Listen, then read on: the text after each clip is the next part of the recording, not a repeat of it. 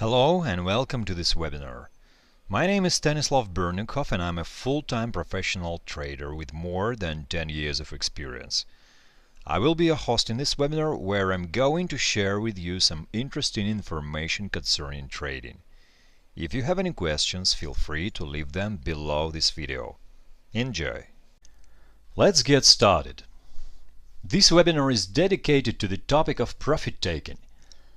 In a previous webinar on stop placement, I've shared my view on managing losing trades. But eventually we earn money when we exit a trade with a profit. So in this webinar I will focus on profit taking, which is now a less important topic than stop placement. Most of ideas discussed in this webinar were somehow used for trading either for me or students of my educational groups. Now we are ready to start. And before we start, let's take a quick look at the disclaimer. Please be aware of financial risk associated with trading. Information in this webinar is provided for educational purposes only and by no means can serve as a trading or investment advice. You will have full responsibility for your trading decisions, so we strongly encourage you to test any ideas or concepts on a simulator or using a historical backtest before putting real money at risk. And first of all, I want to say that taking your profit is not a science. You just can't be told by someone that you should do certain steps to fix your profit correctly. And after all, there is no right or wrong in the market. Well, first of all, of course, you have to have a profit. We assume that you are having a profitable position. Only after that you can decide whether you want to take this profit from the market or whether you want to let this profit run. And as I have said, there is no right or wrong in the market, but nevertheless there are several key principles that might help you to set more adequate targets and exit a trade before price reverses and you give back to the market most of your paper profits. By paper profit we mean profit that is not fixed yet. So there are several principles. First of all, you can take your profits using average daily range or daily volatility. Or you can employ logics of a measured move, or you can use sometimes harmonic patterns or harmonic numbers. Then you can observe price action, and finally you can use a trailing stop when you decide not to take your profit and when you decide to let your profit run. And let's start with the first idea, which is based on average daily range. The idea beyond this method is that you don't try to understand the market. You just measure average statistical deviation of the price and assume that market will experience difficulties in sustaining the move once it overcomes the average deviation. First, you have to measure average size of the daily bar or a candlestick. I want to stress one more time that we take daily bars. It is not a method for 30-minute or 5-minute bars. Principle can be pretty much the same for different time frames, but in the context of this webinar we are talking about daily bars. Then, if you enter a long position, you see how many pips were already completed in the context of the suggested move. For example, if average size of the daily bar is 100 pips, and your location for entry is 50 pips higher than the suggested low of the bar, you have more 50 pips before the market will possibly reach the resistance or reach the suggested high of the day.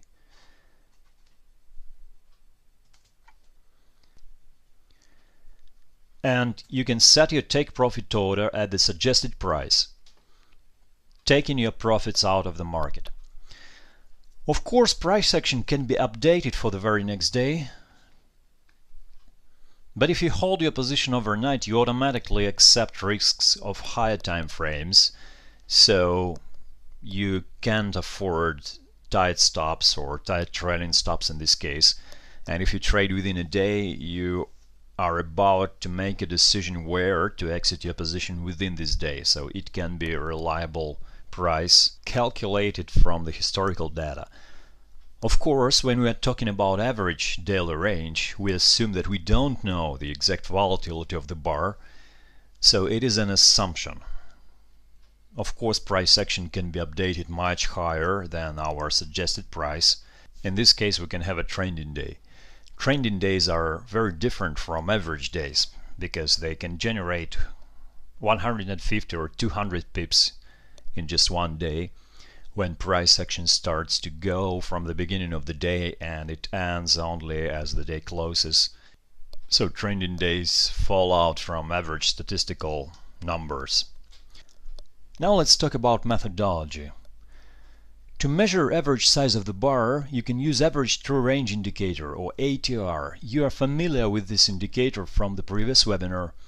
And for daily chart, you can use, for example, 50 days as a parameter.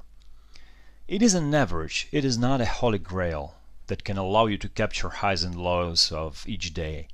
And remember that we are talking about profit taking, not about entering a trade. Market action can stop at some point, but it doesn't automatically mean that you have opportunity to go against this move. Now, what do these numbers mean? You see average to range indicator here with parameter of 50, and you see that average size of the day or a daily bar can be estimated with this indicator, and it is equal to about 80 pips. So it means that if you measure the distance between high and low of each day, you will have the average number of 80 pips. Well, of course you have trending bars, or trending candlesticks like it is shown here. I believe it was December 4th or December 3rd, I don't remember exactly. It was about 400 pips. This bar or this action falls out from the statistical deviation. And that's why we can't rely just on the ATR or just on the statistical studies. But the majority of other bars or other candlesticks, they fall pretty accurately inside this calculation. You see that all bars or all candlesticks, they are not too elongated, they are average, they are normal. On the next slide you see the example of typical false breakout occurred at November 23rd, 2015. I was showing you this example on one of previous webinars. It was long trade from American dollar versus Canadian dollar captured here.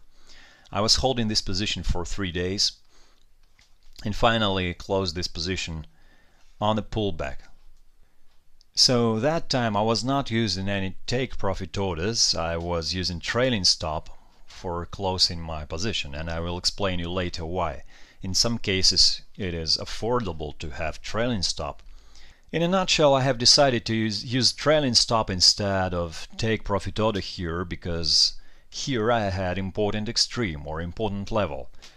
And in case price could have accepted this level, I could have seen significant breakout to the upside.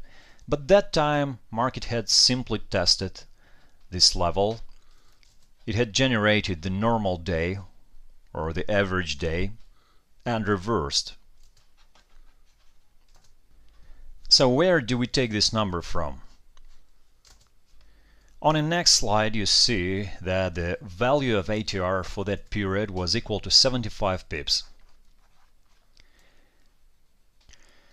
So we could have set our first target on expected high of this bar in case we had a long position and we are not heading for the large movement. If our duration of the trade is no more than 3 days, for example, then we can use average statistical number to calculate point for profit taking. And of course, if we are going to trade within a day, we have to compare our trade location with location of suggested extreme of the day. So if we wanted to trade on Monday, if we had no position before, if we wanted to just enter a long trade, we should look how many pips do we have before the market will reach the possible or suggested high of the day. In this particular case it might be a very small number like 25 or 30 pips. So imagine that you are risking, let's say, 15 pips to earn 25 pips. Well, it is not very good trade because the profit-loss ratio for this trade is not too good. And of course, sometimes you can capture a trending day, so if you feel that market conditions are good for generating a trending day, sometimes you can enter your position even if your trade location is not so good. Let's look at distribution of volatility for euro versus American dollar presented on this slide. This graph shows relationship between frequency and magnitude. Frequency is the number of outcomes in a whole distribution of data. Magnitude shows how large was the deviation. And at the first sight you might decide that it gravitates to a normal distribution or a bell curve. But the real distribution of results as so-called fat tails. It means that probability of extreme events is a bit higher than for the normal distribution. For the market it means that trending days tend to combine into clusters. They tend to combine into series. And sometimes volatility can be very high, it can be unexpectedly high. On the next slide you see the example of such shift in volatility. There are times when trending days with high volatility assemble into series, into clusters. It can be 2 or 3 days in a row or more, but it allows trending systems to generate returns far greater than average from time to time. And if we get back to the previous slide, you might think at the first sight that the most stable trading style is scalping, and to generate consistent profits you have to place very small take profit orders with no stops.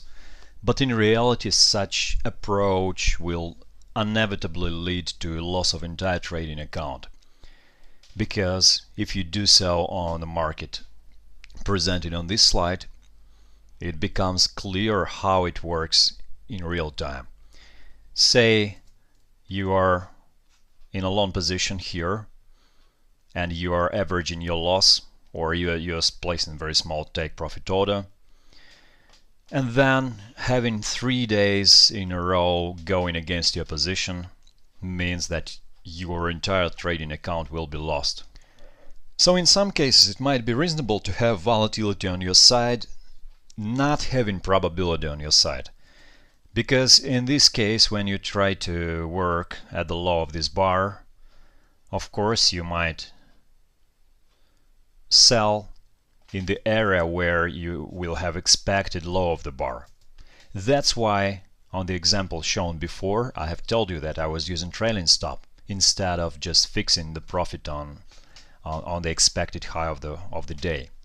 So if we have a normal day, this idea fails. I give back some of the paper profit accumulated for the period of 3 days.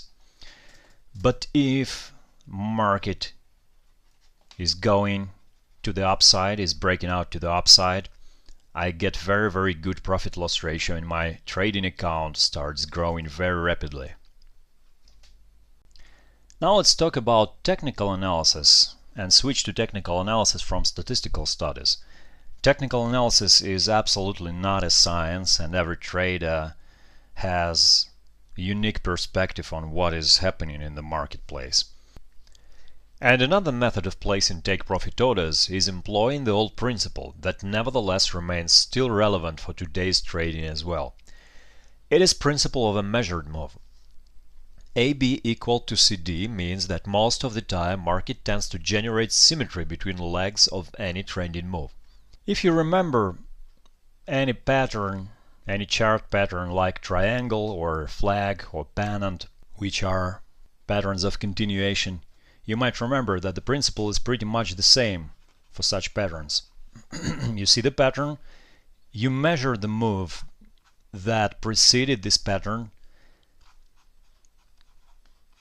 and then you just project this move to the next leg, and you set your take profit order using these dynamics.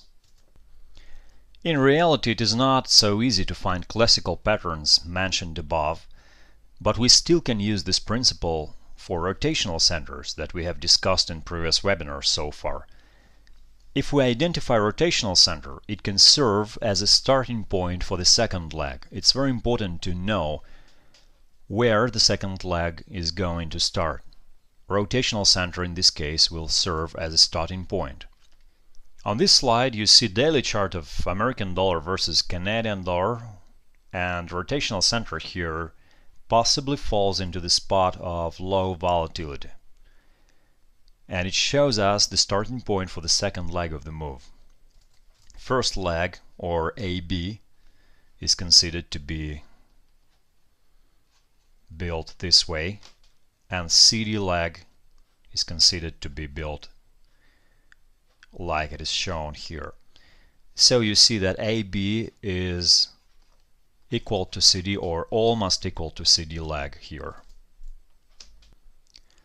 Okay, I want to show you one more example from 30-minute chart of Australian dollar versus Japanese yen. And rotational center here is possibly located at level 88.65, which I show you by the red line. This is a level of reduced volatility. If you see at the previous dynamics of this currency pair, you see that this level shows reduced volatility. Market sort of consolidates around this level. Then again you see pullbacks, reduced volatility again. And finally the initiative which starts from this level is going to be the second leg, the leg CD. So how are we going to measure our target in this case? We can build a symmetrical or measured move here. So here is a rotational center. Let's mark it with letters RT. Then once market starts to go away from this level, we build a measured move and estimate our projected target. Projected target will be located here. You see this is a pretty accurate point. After reaching this point, market reverses, but not every time market is going to reverse. It is just this example, but this example shows pretty accurately how the measured move actually works in a real time. So you see this is pretty good trade. And another interesting example is from New Zealand dollar versus American dollar, from the recent price action, from the recent market. You see that rotational center is located at 0.6711 because volatility is going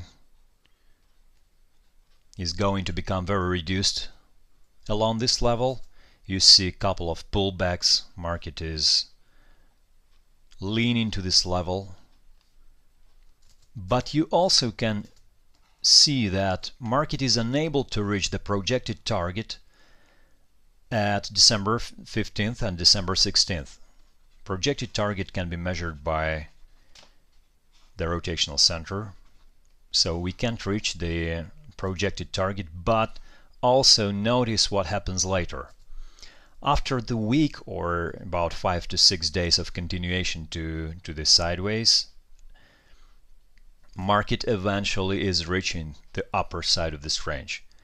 It doesn't happen very quickly, but eventually it happens. So if we switch, for example, to 1 hour chart, we also can see that the logics of the measured move eventually is working here as well. Sometimes we have to decide how distant the A point is going to be located from the rotational center. For example, here it is a 4-hour chart. I have put the higher time frame here to show you bigger picture of this example. This is Euro versus British pound, and you see the rotational center, which shows us reduced volatility, is located at 0.7287, and we have several points here that might show us possible A points.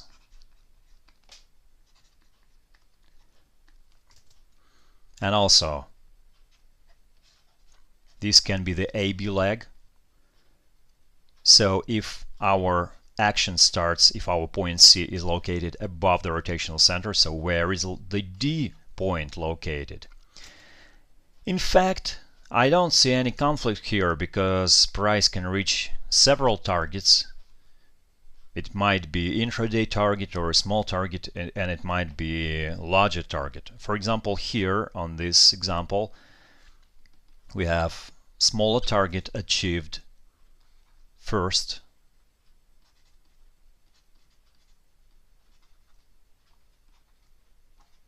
and then probably the larger target can be achieved later.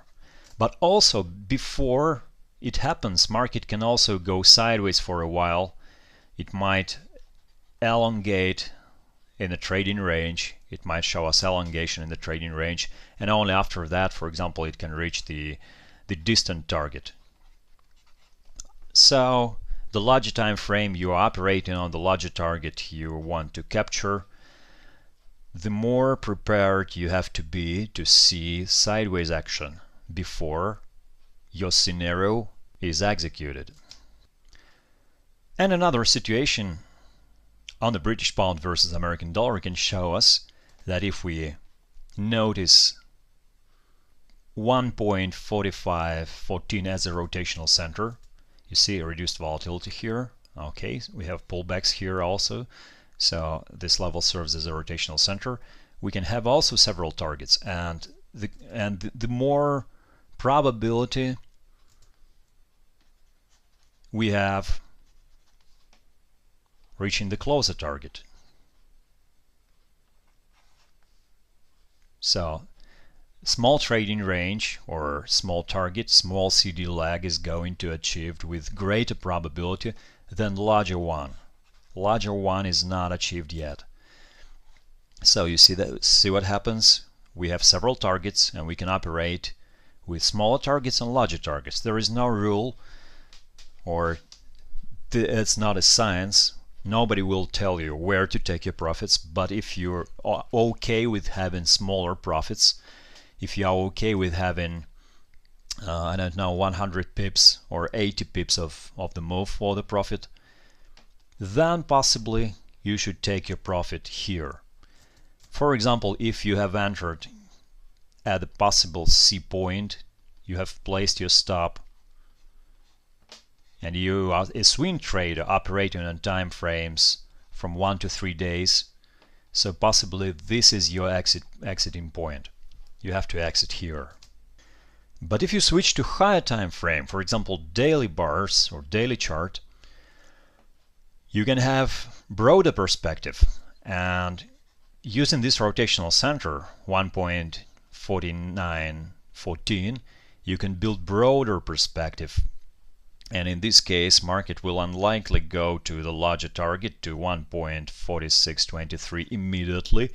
It will rather try to first consolidate in some range, maybe to make a correctional move, and only after that it will be ready to reach this target. And also, this is not a guarantee that market will stop at this level. It might go further. But you, in this case, are having pretty clear perspective of profit taking. You know exactly when you are going to exit a trade. That is your possible C point, and that is your D point. Another way to choose a price level for profit taking is to use harmonic structure. It can be either Fibonacci levels or Elliott waves. In my trading I don't ever use Fibonacci retracements, but from time to time I build Fibonacci extensions. There are two most frequently appeared numbers. It's 161.8% and 123.6%. For a trending market we can use the first type of extension, built by the height of correctional move. It is very important because the popular method is to use impulse, the height of the impulse. Instead, I recommend to use the height of correctional move because it works better in many cases. As for range-bound market, it is better to use closer target, such as 123.6%.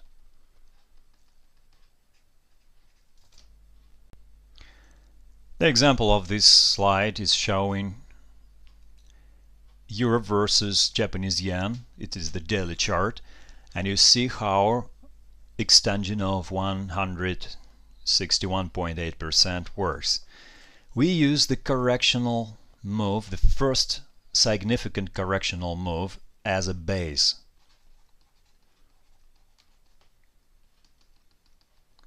Then we build an extension, and we get the approximate level for profit taken. It is equal to 129.85. In this case, it is clear how it works. It works pretty accurately. Not every time market is going to reverse here. Sometimes it just stops, it goes sideways for a while.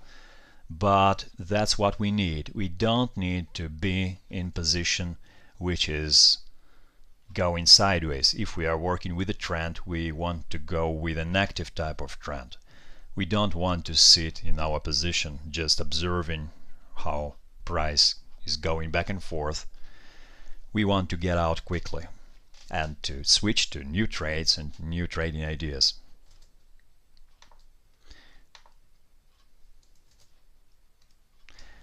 The next example is showing application of range bound extension, which is 123.6%. It is daily chart of Canadian dollar or American dollar versus Canadian dollar, and you see that again we are using small correction. It is trading range which is being extended to the upside, and we see that this number works also pretty accurately. Not every time it works, of course. Sometimes market goes beyond this level, but in fact, if we want to capture small deviation from the trading range, small false breakout from the trading range, it is pretty good number that is proven statistically, and you can observe this number on many charts. Okay. Now let's switch from visual structure to the price action. Visual structure is not the only way to identify exiting point for your trade. Sometimes you can act upon the situation observing dynamics of the price action. You can observe tempo. An accelerating tempo can sometimes tell you a better story than any visual framework. And one of the most frequently appeared patterns is parabolic acceleration. Imagine that you see price going in some direction. You see new highs, new lows. Then it starts suddenly to accelerate. It can indicate culminational move, which is about to stop price action soon, if not reverse it. Of course, if you put this pattern in the context of statistical deviation that we're talking about so far, we can achieve more confidence in our actions. Here, let's say we have 80 pips or so, 80 pips of the height.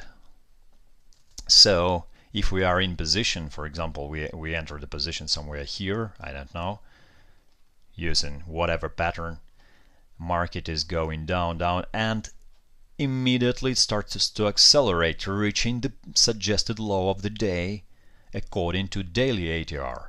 It can be 80, 75, it can be whatever. But you see that market is entering the area which probably can act as a support or as a pivot point, reversal point. Considering that market is possibly going within the culminational phase, you may want to exit this trade if you are a day trader, of course. For a swing trader or for position trade it works pretty differently. But for the day trader it is the good way to exit your position. Okay, and a few words about letting profit run.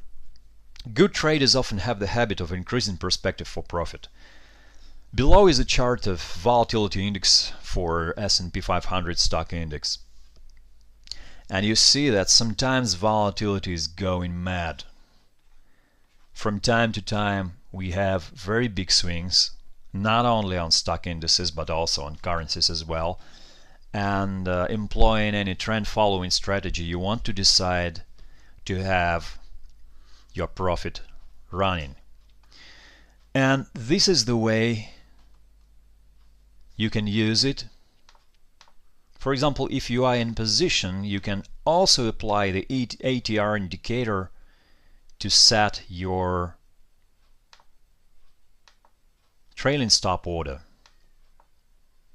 In this particular example, we have ATR equal to 90 pips.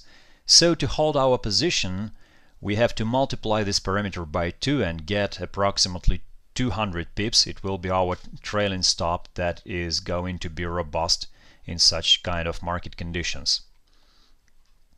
So you just move your trailing stop order using the parameter of 200 pips. I will not focus too much in this webinar on trend following strategies and letting profit run, because it's the wholly different topic. It's the separate topic that is going to be covered in a separate webinar. Thank you for watching this video. Please ask your questions below this video if you feel that you want to ask any question. Please be specific in your questions to receive a good answer. See you in the next video.